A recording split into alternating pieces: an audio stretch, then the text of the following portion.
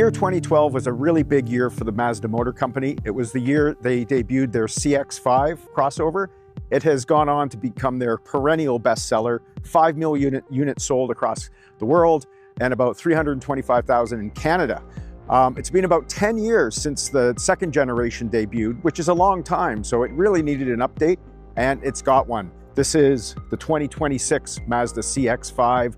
Lots of new stuff. Let's go for a drive and I'll tell you all about it. The all-wheel drive Mazda CX-5 is a favorite with families, and the automaker did extensive research into customer feedback when designing this all-new third-generation model.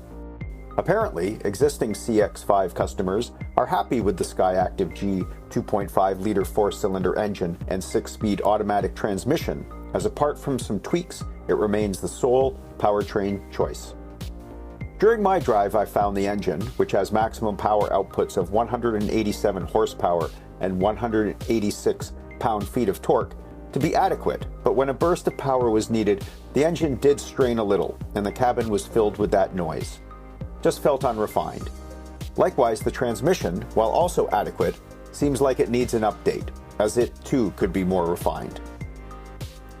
There are 3 drive modes, normal, sport, and off-road, that optimize the performance of that transmission and all-wheel drive system for varying driving conditions.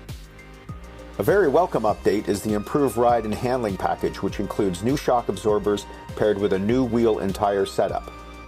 Not that the previous ride was harsh, but this makes a good handling crossover even better.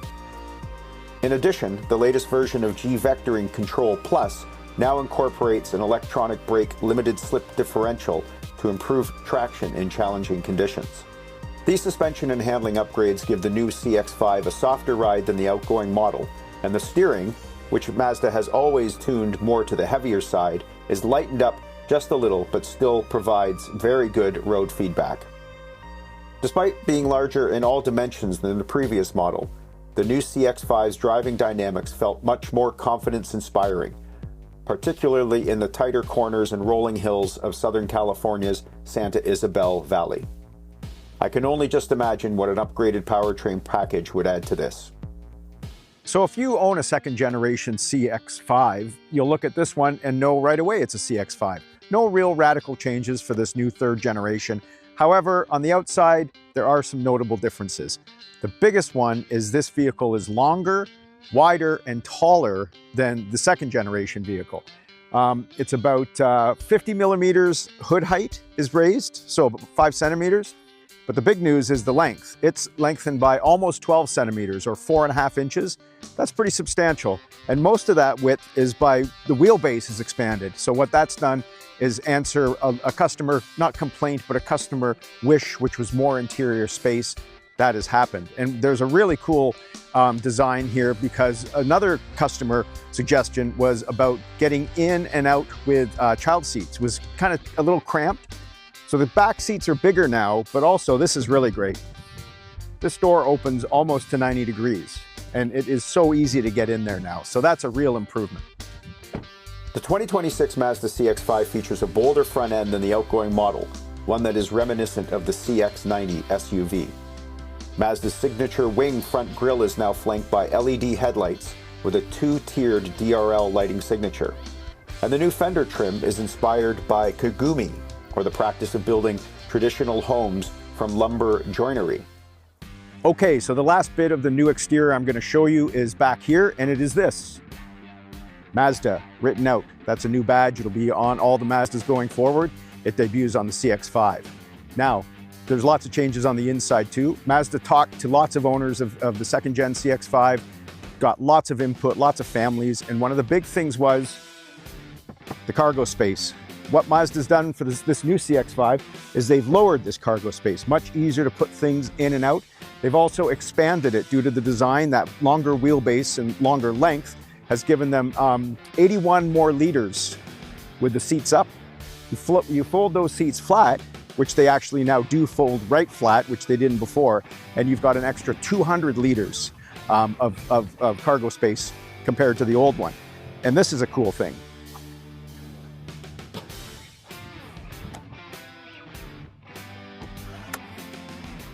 Nice little manual toggles there just to fold the seats down. And notably, the CX-5 is the only in its segment that has a 40-20-40 split on the wheels. Why do you say this is convenient? Well, if you're a skier or a hockey player, or out here in California, a surfer, you can put that center one down and put your stuff in, and two people, adults even, can sit in the back seats. Inside the cabin, the big news is some major technology upgrades. These include a redesigned and larger driver's display, an available heads-up display, and a standard 12.9-inch or available 15.6-inch center infotainment display.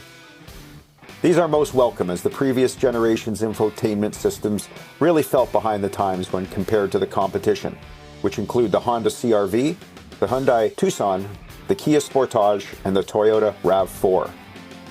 And underpinning that infotainment system is another important new addition to the CX-5, an intuitive smart-like user interface based on Google built-in technology. What that means is most in-car controls can now be operated saying, "Hey Google." Personally, I'm not a big user of voice commands in a car, but Mazda feels the demographic that is buying the CX-5, notably young families, are, so this feature should be appreciated.